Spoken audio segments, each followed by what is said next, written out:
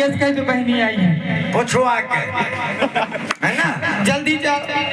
सरकार जय शंकर की, जय शंकर की। चाहे राज सेवक आपकी बहन सूर्पनखा जी रो रही है, बहुत दुखी है। क्या कहा? हमारी बहन सूर्पनखा, वो बचवारी काल के दैत्यों की महारानी सूर्पनखा। जाओ राज सेवक, उन्हें और भी सेवक ले जाओ और सम्मान के सहित हमारे दरबार में लेकर आओ।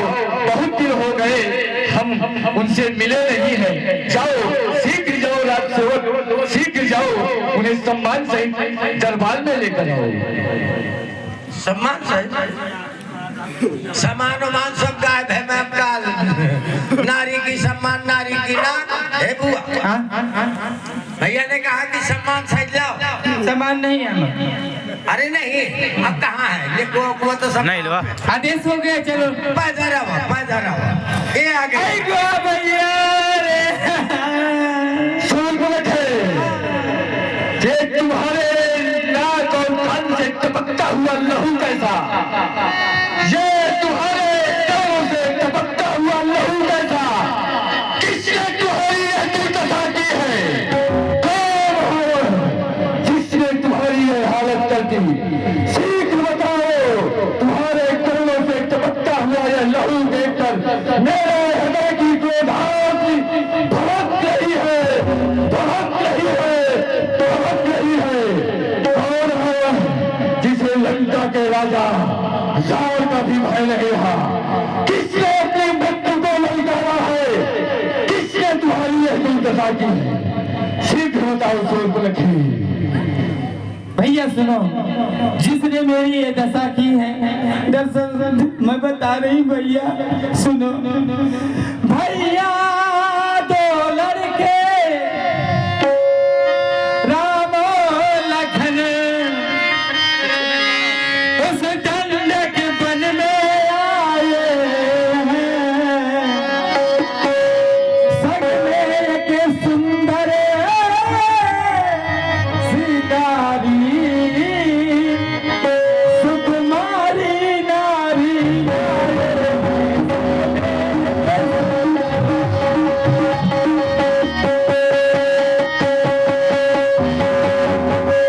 और भैया वो साधारण नहीं है। तो तुम वहां क्या करने गई थी? मैं वहाँ घूमने गई थी भैया। वो कैसे है मैं बता रही हूँ भैया। भागे हैं और लड़ाके हैं, मानो सब सिर उन्हीं की है। वो पंचवटी में रहते हैं, जैसे जागीर उन्हीं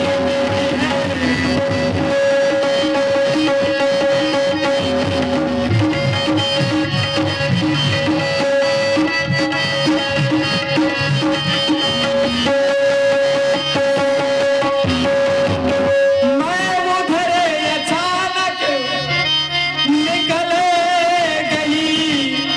नारी स्वभाव के कारण उस नारी से मैंने सोचा दो बातें कर लूंगी।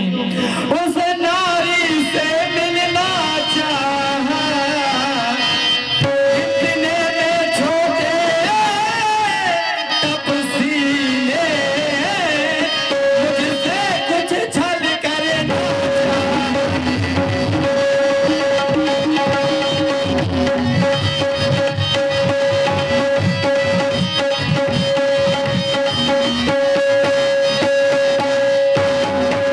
तो तुमने मेरा नाम लिया होगा, तो क्या वो डर गए थे? डरे नहीं भैया, वो डरे नहीं हैं। क्या हुआ? मैंने तुझे बताया भैया, जब मैंने तेरा नाम लिया, सुनते ही उसने दी गाली। तुम कह रहे हो भैया कि वो डर गए? वो डरे नहीं हैं। सुने कैसे डरे हैं? वो नहीं डरे। और सुनते ही उसने दी गाली, और मेरे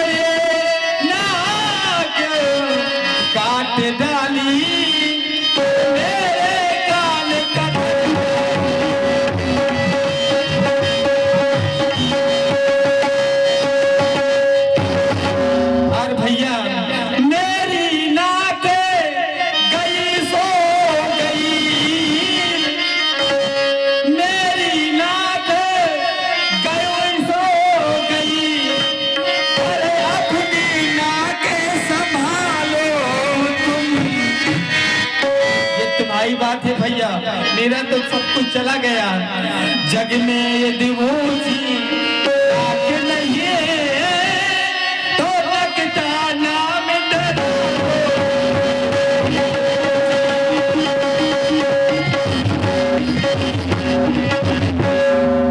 छोटे तफसीर ने ये मेरी दशा की है कि मेरे कान कतर डाले, मेरी नाक डाली, मुझे कुरूप कर दिया। भैया अभी अब चुप शांत बैठे हो, बेकार है। तुम्हारी हिम्मत कैसे हुई मेरे सामने ऐसे शब्द कहने की? तुम्हारा स्थान पर ही अगर कोई होता वैसे समय में उसका शरीर से अलग कर देता। परंतु मैं जानता हूँ तुम दुखी हो, तुम चिंता ना करो, पहला थोड़ा धैर्य धरो, मैं उनकी नाक में रखूंगा। संसार उन तपस्वियों का तेरा बदला ले लूंगा। नारी की नाक काट करके कितने रणधीर बने हुए, शास्त्र उठाया अपना बल, कितने बलवीर बने हुए। मैं हूँ मेरा सिंह बड़ा, गज के में ताल सवाल हुए, कष्ट कर भुजबल से शंकर सा बलवान हुए। ये धराधाम पातालनाथ मेरे विराट ने जीते हैं। कष्ट कर भुजबल से सिंह और बकरी चल एक घाट पे। किंतु यह समाचार, यह दुराचार क्या खरदूषण से नहीं कहा? उसका तो वही लिखाया है, क्या उस कुलभूषण से नहीं कहा? जी भैया, आपके दरबार से आने से पहले मैं खरदूसर भैया के पास गई थी भैया, परंतु हुआ ये कि खरदूसर भैया और 14,000 सेना सहित ये दोनों मारे गए भैया। तभी मैं तुम्हारे पास आई हूँ भैया। क्या कहा? खरदूषण जैसे महाबली युद्ध में मारे गए। हाँ भैया, मारे गए, तभी तो मैं तुम्हारे पास आई हूँ बहना, भैया। तुम चिंता ना करो, उनका इस शिकार तुम्हारे नाक कान काटने का दंड अवश्य मिलेगा। जाओ महलों में विश्राम करो। अरे भैया, मैं विश्राम करने के मुझको और कुछ क्या? चलिए मेरे साथ। मैं यही जा रहा हूँ, जाओ। लेकिन किंतु मैं विचार कर रहा हूँ कि खरदूषण मोहितम भगवंता यही तुम्हारी बिन भगवंता। अरे मैंने तो विचार करके देखा, खर और दूषण मेरे ही समान बलवान है, उन्हें युद्ध में कोई पराजित नहीं कर सकता। अर्थात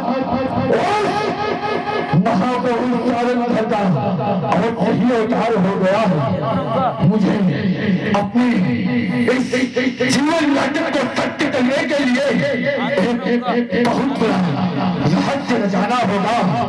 अर्थात मैं उनकी नारी के हरण का संयंत्र तैयार करता हूँ और मामा माहित के पास चलता हूँ, जिससे उसकी नारी का हरण कर घाव करके उस टिकट कटी के संचालक को लंका में अपनी मुक्ति के लिए आमंत्रित कर सकूं।